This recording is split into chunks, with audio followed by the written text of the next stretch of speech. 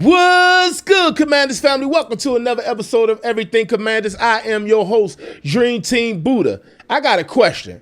Are we, Commanders fans, really overlooking this wide receiver corps and just how good they can be this coming season? Like, no, really, have you taken the time to think about all of the dogs that we acquired this offseason to pair with Terry McLaurin, the pieces that we put around Jaden Daniels? AP has assembled a wide receiver corps full of hungry dogs. Do you think we should draft a wide receiver? Yeah, I think we should draft a wide receiver, but what round should we draft the wide receiver? Let's talk about it. Welcome to Everything Commanders with your host, Dream Team Buddha. Hail to the Commanders. All right, so listen, y'all know what it is. If you're new to the channel or if you haven't already, make sure you go subscribe to the channel right now. Turn that bell notification on so that way I can keep you in the know with the latest roster moves and all the latest news, everything Commanders. Now listen, we are growing rapidly fast, y'all. We have been growing since I set this channel. Y'all has far more exceeded my expectations. Let's keep growing this community, y'all. So y'all make sure y'all subscribe to the channel and share this with your friends. If you're a Commanders fan, I don't know what you're waiting for. I don't know what you're waiting for. Come on and join the family. We welcome you with open arms. Now let's get into this video. All right, so look, the draft is fastly approaching, y'all. We about 21 days out from the NFL draft. I'm so excited about this upcoming NFL draft. Now, y'all know going into this draft, our biggest need, I would say, would be a defensive end, pass rushing defensive end. We've pretty much addressed every other need on this team. And it's pretty obvious that the Washington Commanders will target a pass rusher at pick number 29. However, AP always got something up his sleeve. So we don't know what move or what approach they will take when it comes to the NFL draft coming up. Now, a lot of us would like for us to get a running back, a wide receiver, a new tight end, a safety, a cornerback, a pass rusher. We all over the place. We wish that we can draft everybody in this draft, but we have to be realistic, y'all.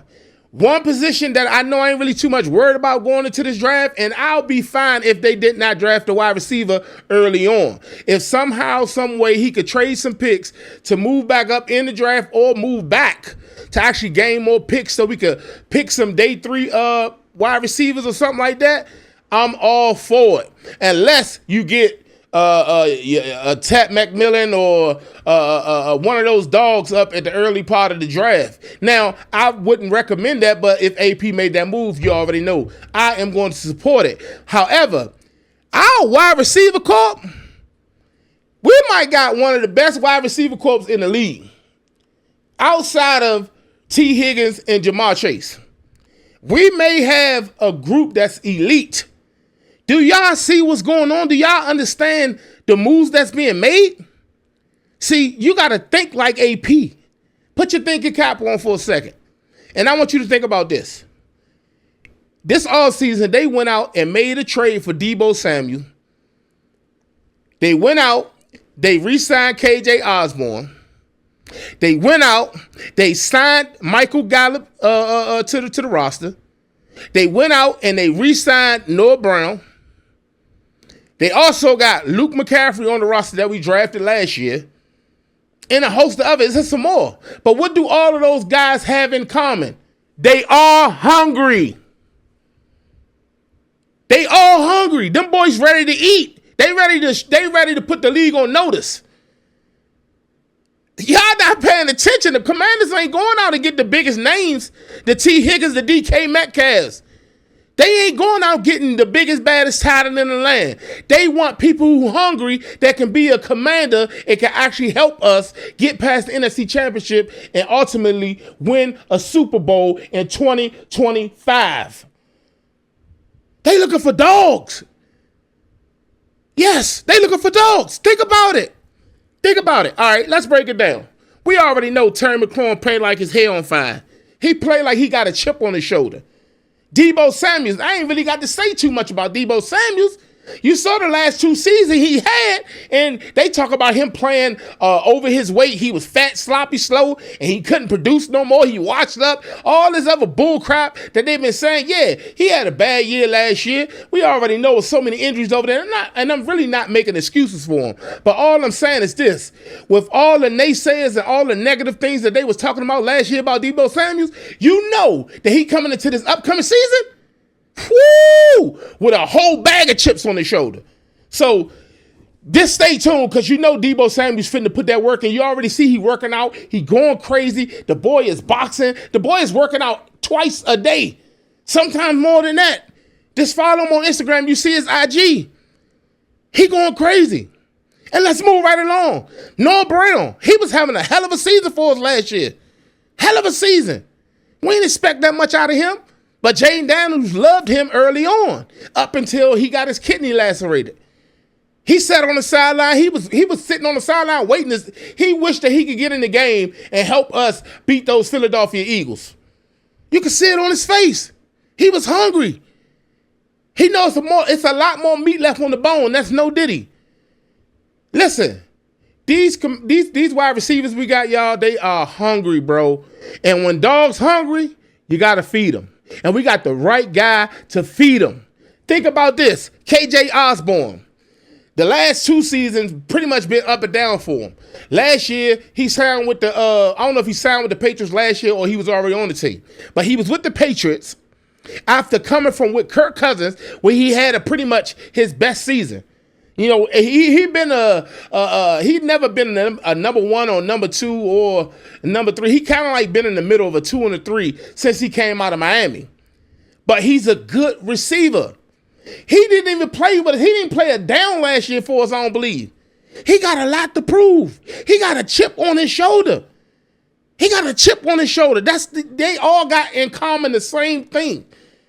Then let's go to Michael Gallup. He came from Dallas. They let him go. He was in his feelings so much, he said he got to retire. He never played the down with the Raiders. He retired. His head wasn't in the right place. No Diddy. But he took some time off. He recalibrated his mind and put himself back in the mode to play football. We worked him out. He still got that it factor. Michael Gallup, when healthy, can actually be a dog, y'all. Don't act like he wasn't doing his thing in Dallas when he was healthy. Let's not act like Michael Gallup can't really put up some numbers. Let's be for real. And then let's jump on to Luke McCaffrey. Everybody overlooking Luke McCaffrey. I don't see nobody talking about Luke McCaffrey like that. At this point, everybody thinking he a bust. You know what type of chip he got on his shoulder? You know how the McCaffreys go? Ain't none of them boys bums. Christian, Ed, Luke, none of them bums. He got a chip on his shoulder, y'all. Jaden Daniels finna have him an MVP year.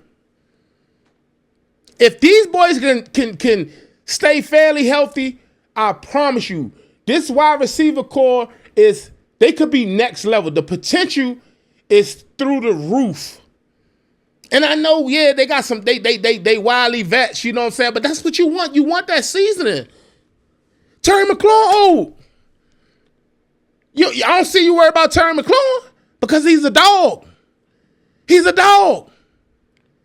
Y'all see how Terry McLaurin was elevated when we had a quarterback that came in here by the name of Jaden Daniels, by the way, the rookie of the year, who got Terry McLaurin the ball and helped him make a case for being one of the top receivers in the National Football League. Us Commanders fans already knew he was one of the ones. But he never got the recognition because we couldn't get him the ball. Unless you was Taylor Heineke. Shit, Terry down there, throw the ball up, he gonna catch it. That's the only way he was getting the ball. But now he got a solid quarterback that's gonna be able to get him the ball. Y'all, I'm excited about this wide receiver core. And I can't stress this to you enough. If we don't draft a wide receiver, I'm not mad. Now, I know they're going to get some undrafted players, this, that, and the fourth. If we do draft a wide receiver, I'd love it. But what I'm trying to tell you is this. Going into this NFL draft, this wide receiver corps, these wily veterans, fitting to have a breakout year. As a group. I'm not singling nobody out. Deebo, all of them do their own, they all going to contribute in their own way. All of them. Be optimistic, y'all. Be optimistic. At 29, the Commanders taking a pass rusher, most likely, and I'm gonna talk about that in the next video. But yeah, that's all I wanted to say. I just wanted to say, make sure y'all don't sleep on this wide receiver core. Wake up. Wake up. Them boys gonna be something special this year. Anyway, like I said, if you're new to the channel, or if you've been watching and enjoying these videos thus far, do me a favor. Hit that subscribe button. Turn the bell notification on so that way I can keep you in the know with all the latest news and all the latest moves, everything Commanders.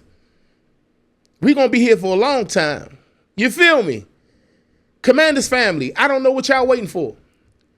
Join the family. I greatly appreciate all the supporters and all the love that I've been receiving thus far. Like I said, this channel is rapidly growing, and I'm forever grateful. So do your boy a favor, hit that subscribe button, and join the family. That's going to do it for me, y'all. But before I go, y'all already know the routine. Left hand up. Who are we? The Commanders. Let's get it.